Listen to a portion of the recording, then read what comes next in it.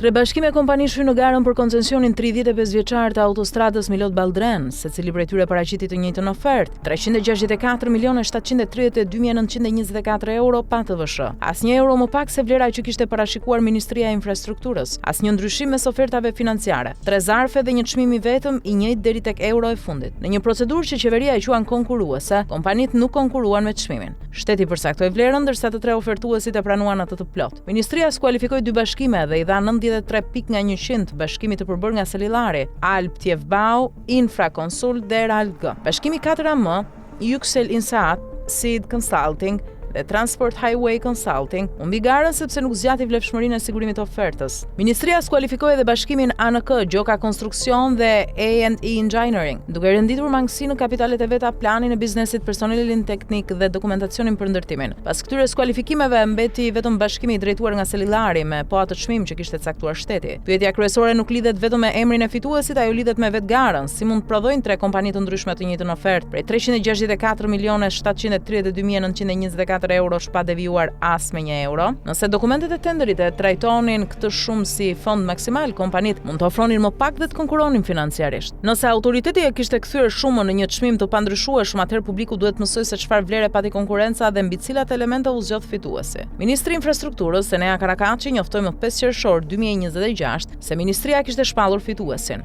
Buletini i prokurimeve publikoi zyrtarisht emrin e tij vetëm 20 korrik, 45 ditë më vonë. Ministria duhet të sqarojë se çfarë vendimi kishte marrë komisioni më 5 qershor, kur e përfundoi vlerësimin dhe pse publikimi zyrtar erdhi pas një muaji e gjysmë. Proces verbalet e komisionit do të tregonin nëse ministri njoftoi një vendim të përfunduar apo parapriu procedurën administrative. Edhe pas shpalljes së fituesit, dhënat kryesore mungojnë. Regjistri Open Procurement Albania nuk paraqet datën e lidhjes së kontratës, vlerën përfundimtare të kontraktuar, fatin konkret të ndërtimit, ndarjen e pjesëmarrjes ndërmjet 4 kompanive dhe planin financiar të ofertës fituese. Autoriteti ka shpallur fituesin, por regjistri publik nuk provon ende se palët kanë nënshkruar kontratën. Publiku njeh emrat e kompanive dhe shumën e parashikuar, por nuk njeh detyrimet përfundimtare që secila palë ka marrë përsipër. Ky informacion nuk përbën hollësi teknike. Kontrata duhet të tregojë kur nis koncesioni 35 vjeçar, sa kohë ka privati për ndërtimin, çfarë penaliteti paguan për vonesat, si ndahet projekti mes kompanive, sa kapital vendos secila dhe cilat institucione financiare do ta mbështesin investimin. Ajo duhet të tregojë gjithashtu tarifat e kalimit, formulën e rritjes së tyre dhe garancinë që shteti mund t'i jap koncesionarit nëse trafiku nuk arrin parashikimet. Pa këto të dhëna askush nuk mund të llogarisë detyrimin real që projekti u ngarkon qytetarëve dhe buxhetit. Ministria thotë se nga shuma prej 364.7 milion euro është rreth 182.5 milion euro mbulojnë ndërtimin. Projektimi kushton 3.65 milion euro, sistemi elektronik i pagesës 10.12 milion, operimi rreth 84.98 milion dhe mirëmbajtja 83.43 milion euro. Pra përtej ndërtimit, kontrata parashikon rreth 168.4 milion euro për operimin dhe mirëmbajtjen. Publiku duhet të di çfarë shërbimesh konkrete do të paguajë me këtë shumë, sa shpesh do të kryejë ndërhyrje dhe si do ta kontrollojë shteti zbatimin e tyre.